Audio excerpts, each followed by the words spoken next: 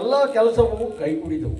ಆದರೆ ಆ ಕೋಟಾ ನೋಟ್ ಮುದ್ರಣ ಮಾಡುವ ನೆಲಮಾಳಿಗೆ ಕಿಲಿ ಕೈ ನನ್ನನ್ನು ಕೈ ಸೇರಲಿಲ್ಲವಲ್ಲ. ಅದಕ್ಕೆ ಯಾಕೆ ಚಿಂತೆ ಮಾಡ್ತೀರಾ? ತಗೊಳ್ಳಿ. ಪ್ರಿಯತಮೇ ಎಂದರೆ ಹೀಗಿರಬೇಕು. ಸಾಕು ಸಾಕು ವರ್ಣನೆ ಮಾಡಿದ್ದು. ಈಗ ನಮ್ಮ ಯಜಮಾನ್ರು ಬರೋ ಹೊತ್ತಾಯ್ತು. ಅವ್ರ ಮುಂದೆ ನಾವು ನಾಟಕ ಆಡ್ಬೇಕಲ್ವಾ? ನೋಡು, ಅವನು ಮನೆಗೆ ಬರುತ್ತಿದ್ದಂಗೆ ಅವನ ಕುತ್ತಿಗೆ ಕೈ ಹಾಕಿ ಹೊರನೂಕಿದರಾಯಿತು. ಅದು ಹೇಗ್ ಸಾಧ್ಯ? ಅದು ನಿನ್ನಿಂದಲೇ ಸಾಧ್ಯ. ಏನು? ತಾಳಿ ಕಟ್ಟಿದ ಗಂಡನ್ನ ಮನೆಯಿಂದ ಹೊರಗಾಕ್ಬೇಕೆ? ಅದು ನನ್ನಿಂದ ಸಾಧ್ಯವಿಲ್ಲಪ್ಪ. ಅವನನ್ನು ಹೊರನೂಕುವುದು ಸಾಧ್ಯವಾಗದಿದ್ದರೆ ವಿಷ ಕೊಟ್ಟು ಪ್ರಾಣ ತೆಗೆದು ಬಿಡು. ಆಯ್ತು, ಹಾಗೆ ಆಗ್ಲಿ. ಶಾರದಾ, ಏಕೆ ಯೋಚನೆ ಮಾಡುತ್ತಿರುವೆಯಲ್ಲ? ಏನೂ ಇಲ್ಲ.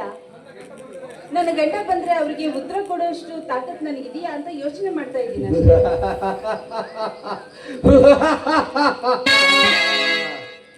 ಆ ನಿನ್ನ ಗಂಡ ಕೃಷ್ಣ ಕತ್ತರಿಯಲ್ಲಿ ಸಿಕ್ಕ ಅಡಕೆಯಂತೆ ನನ್ನ ಕೈಯಲ್ಲಿ ಸಿಕ್ಕು ಹಾಕಿಕೊಂಡಿರುವಾಗ ಅವನು ನನ್ನೆದುರಿನಲ್ಲಿ ಏನೂ ಕಿಸಿಯಲಾರ.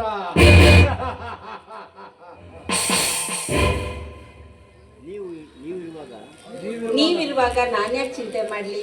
ಹಾಗೆ ಆಗ್ಲಿ ಬಿಡಿ. ಬನ್ನಿ ಊಟ ಮಾಡಿ. ಬನ್ನಿ. ನೋಡು ಶಾರದಾ, ನನಗೆ ಈಗ ಊಟ ಬೇಡ.